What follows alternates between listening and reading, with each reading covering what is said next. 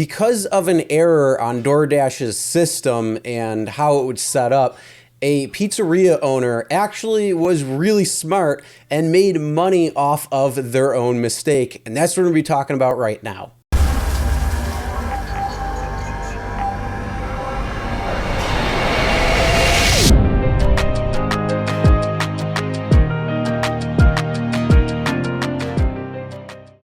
Hey everyone, Chris here from Real Rideshare Stories. If you're new to the channel and you're looking for different things within the rideshare industry, whether it's updates to what's going on, news, tips and tricks for passengers and drivers, or what happens on Real Rideshare Rides, start now by hitting that subscribe button and ring the bell for notifications. Also make sure to check the description below for other helpful information and tips.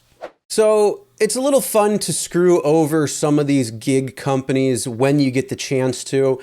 And a DoorDash restaurant, a pizzeria, had found the ability to do just that, where there was a mistake on the customer's price on what they were paying, and then what DoorDash was actually paying to the restaurant when it was the right and true price. So he decided to take it into his own hands and order food from the service so he could net a profit. So this is an article right here from The Verge. It's titled, "A Pizzeria Owner Made Money Buying His Own $24 Pizzas from DoorDash for $16. So this is really crazy what had happened, but it starts off, there are many things that don't make sense about global capitalism that I enjoy anyway. The clearly inadvisable venture-backed monstrosities like dockless scooters and ride-sharing that in the before times changed how I interacted with the places I went.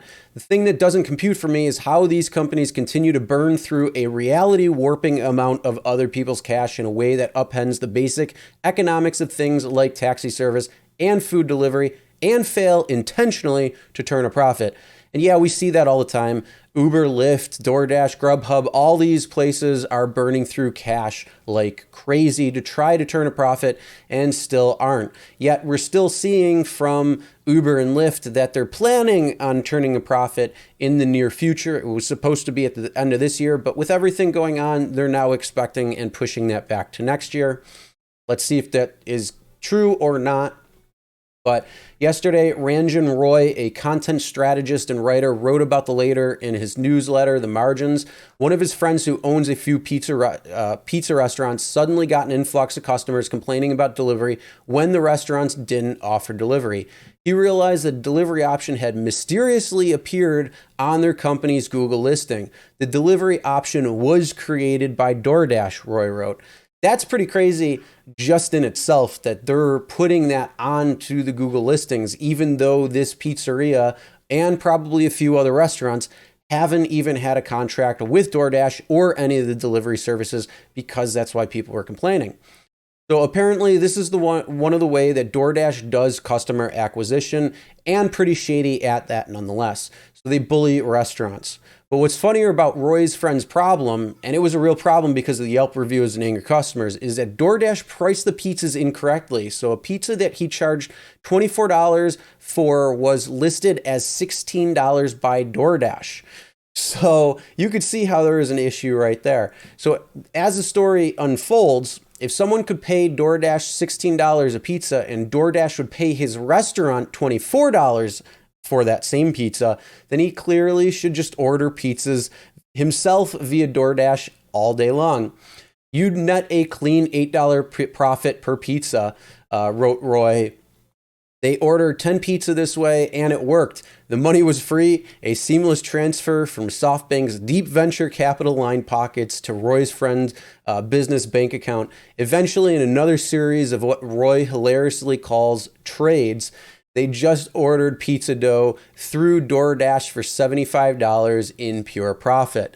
So yeah, that's what they were doing. The listing for customers was $16 that you could order, and then they would turn around and get paid $24. So DoorDash was ultimately eating $8 on a pizza delivery from that restaurant because of a incorrect item price mark. So that was pretty funny that they did that, and they made profit on it. So way to stick it to DoorDash. I got to say, that was really funny. So over a few weeks, almost humor to me, we did a few of those trades. I was genuinely curious if DoorDash would catch on, but they didn't, wrote Roy. Was this a bit shady? Maybe, but fuck DoorDash. Note, I did confirm with my friend that he was okay with me writing this, and we both agreed fuck DoorDash. I reached out to DoorDash for a comment and will update the story if they reply. I don't think they have updated anything or reached out back. But that is pretty funny. And again, like I said, because these big companies are pressuring restaurants to sign up with them and then charging exorbitant fees, whether it's commissions, whether it's marketing, different strategies and things where they're diving into their own profits, they're not really helping customers be able to reach the restaurant itself because they are the middleman and they are taking money. So I've done a few videos on this already, talking about that and how some people are trying to go straight to the restaurant either for curbside pickup, takeout, or trying to work with them without actually going through these third-party apps. So this is just pretty funny to see that because of somebody's mistake at DoorDash, they capitalized on it and turned a profit for them because, well, fuck DoorDash, right? And later in the piece, it says Roy points out that DoorDash lost $450 million, generating $900 million in revenue last year, which is wild. Delivery business was working just fine before DoorDash and company swept in with their piles of money to burn. Today, as Roy writes, astutely, the model is broken. You have insanely large pools of capital creating an incredibly inefficient, money-losing business model, he writes. It's used to subsidize an untenable customer expectation. You leverage a broken workforce to minimize your genuine labor expenses. The company unloaded their capital cannons on customer acquisition, while this week's Uber Grubhub news reminds us the only viable endgame is a promise of monopoly concentration and increased prices. But is that even viable? And then they're talking about right here, they're saying the answer isn't clear because we're very far from the old ways, but the magic of venture capital, some businesses don't have to make money to survive, and that's upended things for everyone. Third-party delivery platforms, as they've been built, just seem like the wrong model.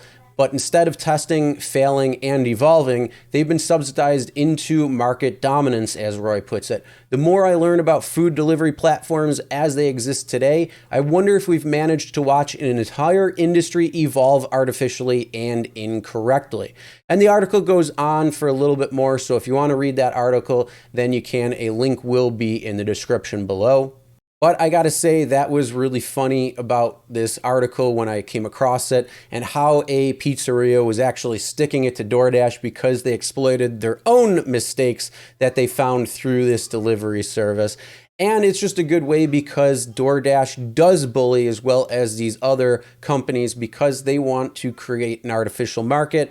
And again, what's wrong with the old way? Not really much. Call up your restaurant. They may have a delivery service already available. Most pizzerias do, although this one clearly didn't. They had pickup only. So it was a pretty interesting thing there. But again, going into the future as to what's going to happen, because restaurants have to rely on trying to stay open and continue to stay open, even though most restaurants had to close down to dine in and things along that nature, they had to resort to takeout, curbside, and then these delivery apps. So, but once things do get back to normal, I see a lot of restaurants cutting ties with these third-party apps because of the price gouging that they're putting onto the restaurants. And restaurants are realizing that they're just getting screwed out of money when it comes to it. But again, this was pretty funny when a DoorDash customer end was being charged $16 for the pizza, yet they were paying out $24. So they were getting $8 extra for each thing, which was really funny. And I just got a kick out of it. So tell me what your thoughts are. Do you think if you would have seen something like this, would you have kind of done the same thing? Whether it's shady or not, comment below, let me know. All right, and that's the end of this video. Make sure to subscribe and ring the bell for notifications so you'll be notified every time a new video is uploaded. As always, never drink and drive. Always tip your drivers, your delivery drivers, and your shoppers, and we'll see you next time.